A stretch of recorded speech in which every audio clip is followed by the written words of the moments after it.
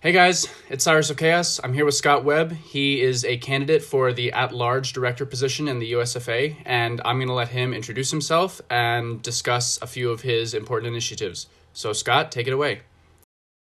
Thanks, Andrew. Thank you. Good morning to all, and thank you, Andrew, for hosting this opportunity to meet with the fencing community and to really discuss my campaign and why I'm running for an at-large board of director. It really stands on three pillars. And when I think back 6 months ago when I was nominated, I looked back at what could I do and how could I make a difference for USA Fencing, the clubs, the parents, the athletes. And it really was three pillars. It was for us to look at embracing who we are from a USA Fencing perspective and the rich tradition of USA Fencing and how we really built upon this strong tradition and really to encourage us to grow and to move forward. And we do that through energizing. And that was my second E, as I referred to. And this was realizing that we have a large community today. We represent over 40,000 athletes, an unbelievable network. With that, though, there's many other social and economic boundaries that we need to cross to really make fencing possible and probable for many others in the community, whether it's a youth or a veteran that's looking to fence in the future. And finally, to make this work, you have to engage. You have to be able to engage in your communities. And you engage in a number of ways through civic responsibilities, but you also engage corporations that are looking to find ways to give to our sport, are looking to make connections with fencing.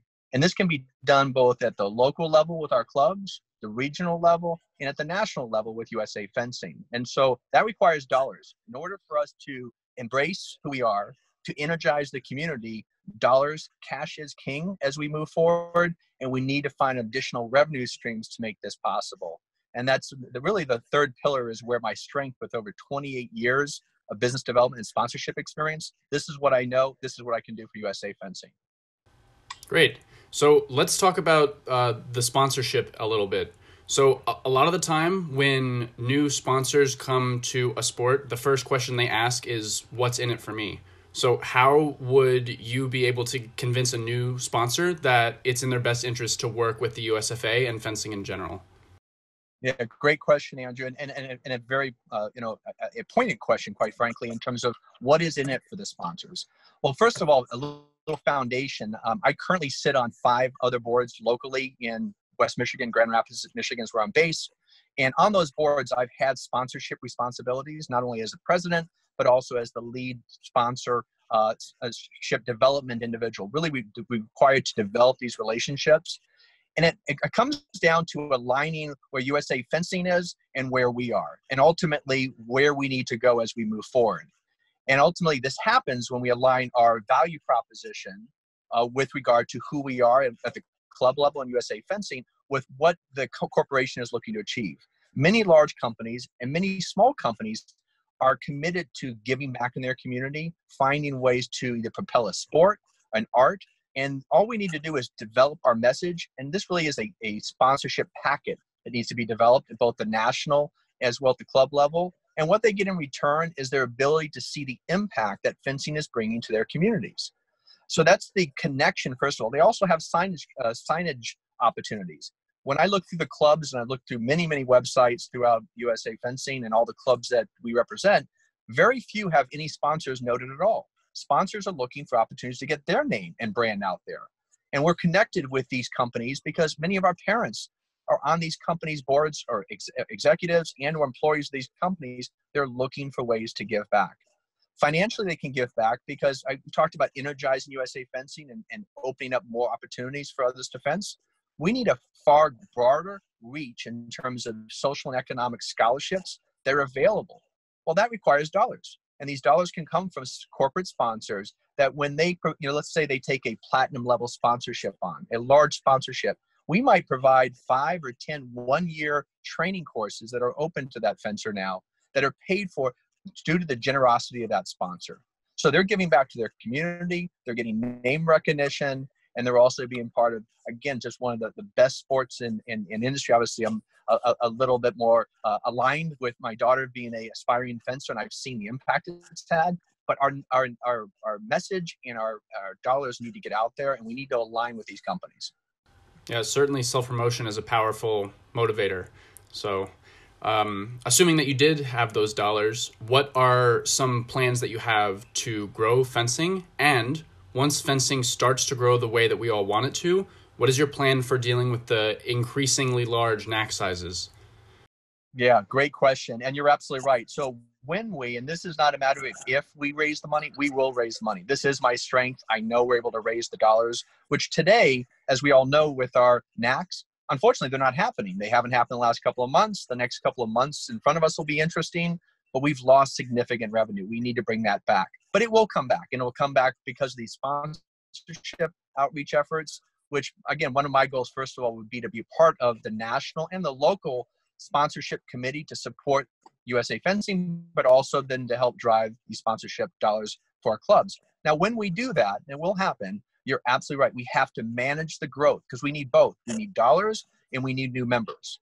But when you bring those two together, you're going to have an increased level of interest and an increased level of activity at our NACs. A suggestion I would have is today our NACs are all focused on both through the youngest fencer that comes through on that wide 10 and younger, all the way through veterans. And many times we have a very broad brush in terms of the size of these NACs. The problem is the venues don't align very well in many cases, especially in these fully functioning NACs, to really meet the demands of these parents and athletes. When you have thousands of athletes and parents descending upon a city, most cities are not set up for that. So suggestion I would have is to look at, as opposed to one monthly NAC, we might separate those into 2 NACs per month.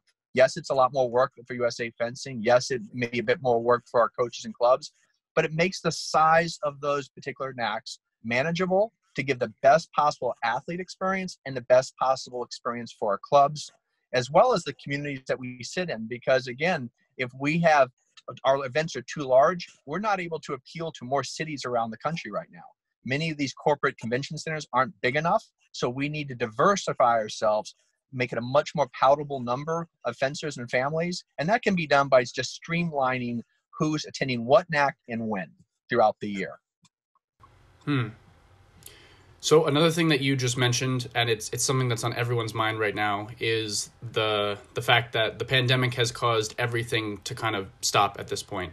And because of the pandemic, pretty much every fencing club has had to completely change its business model in order to not go out of business. So if you were elected to the board, what would you do to help the clubs survive during the quarantine and help them get back to the point that they were at once the quarantine is over? So I think it really does, again, that foundational engage I made reference to of my 3 pillars, how important it is to engage in our communities.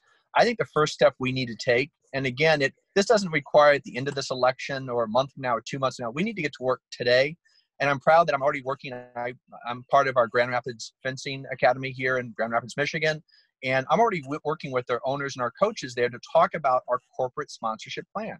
There are companies today that are doing quite well. Okay, so if you think about grocers, you think about beverage companies, you think about distribution. We have essential businesses that are seeing record growth right now because of where they are and how they fit into this pandemic and how they're not being impacted by the pandemic. These companies and these large grocery chains are open for, and they do sponsorship dollars to give. So an immediate step is we need to build this program, this outreach now within our communities and within USA Fencing to begin to bring dollars in. And you hit on a very important point, Andrew, is that many of our clubs, many of the owners, this is their sole form of income. They don't have an alternative form of income. And online classes are helping them maintain activity and connectivity, but that's not raising significant capital. It's taking away from online, or in this case, in-person lessons that normally take place at our clubs. We need to find those sponsorship dollars today to help build the foundation for the future, but also to handle an immediate need we have. And there are companies out there today that are simply not being asked at the local level that I'd love to be spearheading that effort with our club leaders and with USA Fencing. Right. So what do you think are some of the USFA's roles and priorities with respect to its various missions, which are growing the sport, which we've talked about, promoting the sport, which we've talked about, and achieving sustained competitive excellence at the highest level with our athletes? And if you were elected to the board, what would be your plan for balancing those 3 things? Yeah, so it's a great point. So you got to, first of all, we've talked about the number one priority is financial stability. We have to stabilize our clubs. We have to stabilize USA Fencing in terms of additional revenue streams that are just not available today. So that's first priority, as you said. Once we take care of that, again, in the near future here, we then, and by the way, there's no reason we cannot continue to promote the sport, which we should be doing, which is to drive membership.